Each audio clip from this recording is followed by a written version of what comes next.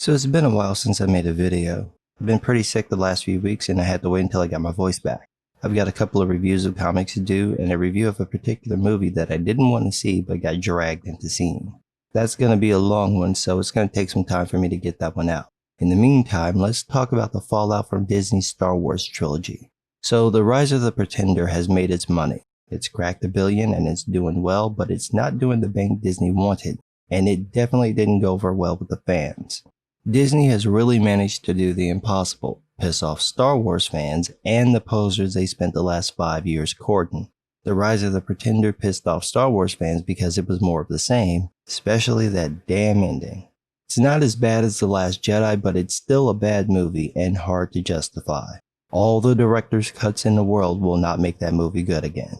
The posers were pissed off because they wanted Emo Ren and Mary Sue to hook up, and they did. And then Mary Sue pulled a Titanic and treated the Force like it was that fucking door. You don't want to let him get on the door for a little bit. Just a little bit to get out that cold ass water. Nah? I mean, he saved your life. You don't want to give him a taste of the door? Just a taste? She's like, nah, I love you, but not enough to save your life. And that's basically what happened in Rise of the Pretender, so the Reylo fans are mad. And John Boyega didn't help. He really rubbed it in with his tweet about Finn laying the pipe to Rey and just fucked with these people for days. It was glorious. But Disney has a legitimate problem. They've squandered all their capital for Star Wars. Instead of creating films that everyone loves, they've got one solid film, Rogue One, and one okay film, The Force Awakens. The other three are just bad. If it wasn't for The Mandalorian, I'd say they were done. So how can this be fixed? I'm putting it that way because realistically, Disney is not going to stop making Star Wars movies, and they're definitely not selling off Lucasfilms. So we're stuck with them for a very long time. But I think there is something they can do to win us back, and this is what I think they should do moving forward. Number one, put some time between the films. When Disney finally sealed the deal for Lucasfilms, it was reported that they'd pump out Star Wars films every year, alternating between a trilogy film and a standalone film. When I heard this, I thought they'd wear people out by the third or fourth film, and I was right. One of the things that really helped George Lucas with the prequels was putting time between the movie releases. This wasn't just to put some time between the negative reactions and the next movie. It was also to give him room to really develop the ideas. Part of what happened with Disney is that their plan didn't really allow for that level of pre-production. Spacing the films out will give them that time, and it will give the audience time to breathe.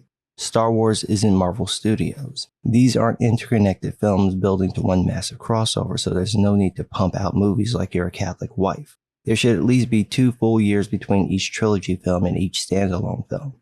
So if a trilogy film came out in 2020, the next part should come out in 2023. If the standalone film comes out in 2022, the next one should come out in 2025. That way you get some time to breathe, to let the audience really settle into the film, and if there are changes that need to be made, you've got plenty of time to make them. 2. Stop trying to tie the films to the original trilogy. I think this one is mostly over, at least for the theatrical releases, but overall, it's time to move on. We've seen that Disney really can't handle the material well. There's an obvious desire by people like Bob Iger and Kathleen Kennedy to bank on nostalgia while disrespecting the original films, so just let it go. There's so much room to explore, especially in the past, so just do that. Delve into the Old Republic, delve into the beginning of the Jedi, delve into other races and planets. They could literally start with the forming of the Galactic Republic. They have tens of thousands of years of potential stories. Everything does not have to be about the Skywalker clan. 3. Ditch the politics and keep the themes simple. One of the reasons why The Mandalorian works is because the plots and themes are simple, clear, and universal. There's no over-politicking going on, no message, no half-assed attempt at sliding male fans. Just simple, thematic elements. This is where Star Wars seems to work best, and that's largely because it's built like a serial, and because it's built around these archetypes and motifs that are fundamental to the human experience. I think if Disney keeps to these Joseph Campbell-like concepts, it'll work much better. Number 4. Don't be afraid to add something new. Now, there is a caveat to this, and that's don't ignore the established rules of the world. Don't be fuck you Ryan Johnson. But do add some new concepts, new races, new technology, perhaps some new types of powers outside of the Force.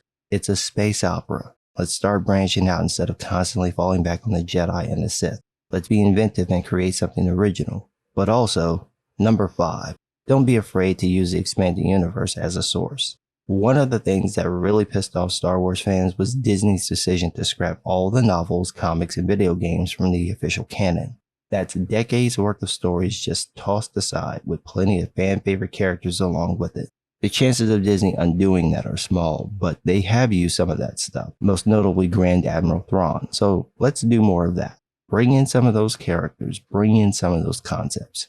You don't have to put them in order because you fucked up the timeline, but there's nothing stopping you from bringing in a character like Mara Jade and just setting her in a different time period more or less with the same background.